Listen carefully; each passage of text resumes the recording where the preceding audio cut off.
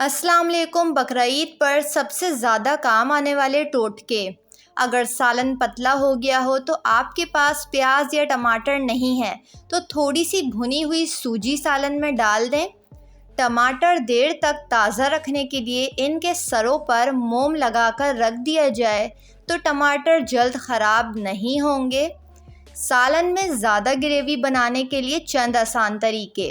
1 खाने का चम्मच कॉर्नफ्लोर पानी में मिक्स करके सालन में डाल दिया जाए या आलू उबालकर मैश कर लें और सालन में डाल दें, इससे भी ग्रेवी बढ़ जाती है। ज़्यादा ग्रेवी के लिए प्याज और टमाटर का ज़्यादा इस्तेमाल करें। इसके अलावा ग्रेवी बढ़ाने के लिए दही का इस्तेमाल भी किया जा सकता है।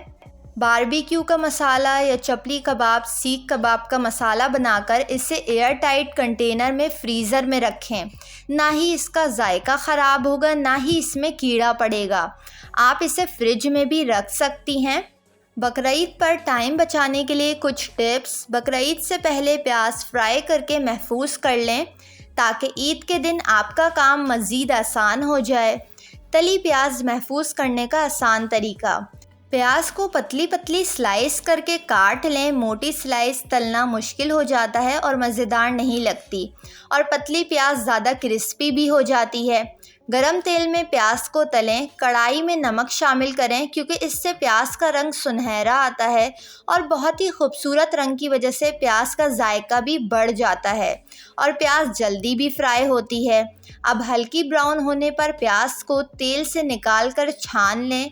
प्याज को तेल से निकालने से पहले चूल्हा हल्का या बंद कर दें, वरना निकालते निकालते ही प्याज काली हो जाएगी या जल जाएगी। अब इसे किसी ट्रे पर फैला कर रख दें और अलग अलग कर लें। फिर हवा लगने दें ताकि ये क्रिस्पी हो जाए।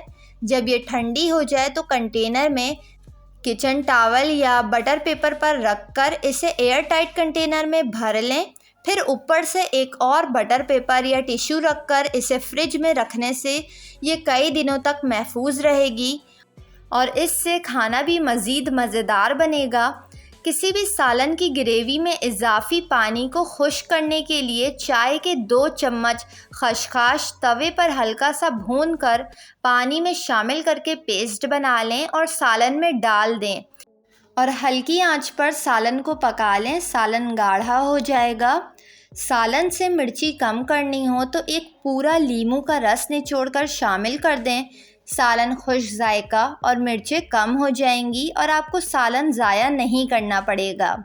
गोश्त गलाने के लिए बकरा ईद पर गोश्त गलाना एक काफ़ी मुश्किल काम हो जाता है। गाय, बकरे, दुम्बे का गोश्त आसानी से गल जाए तो कच्चा पपीता पीस कर इसका पेस्ट बनाकर फ्रिज में महफूज कर लें क्योंकि ये आपको बहुत काम आएगा। अब जब भी गोश्त का सालन या कढ़ाई, बारबेक्यू वगैरह बनाना हो तो इसमें 1 से 2 चम्मच या फिर गोश्त की मिकदार के मुताबिक पिसा हुआ पपीता डालें तो गोश्त जल्दी और बआसानी गल जाएगा। वीडियो को लाइक और चैनल को ज़रूर सब्सक्राइब कर लें।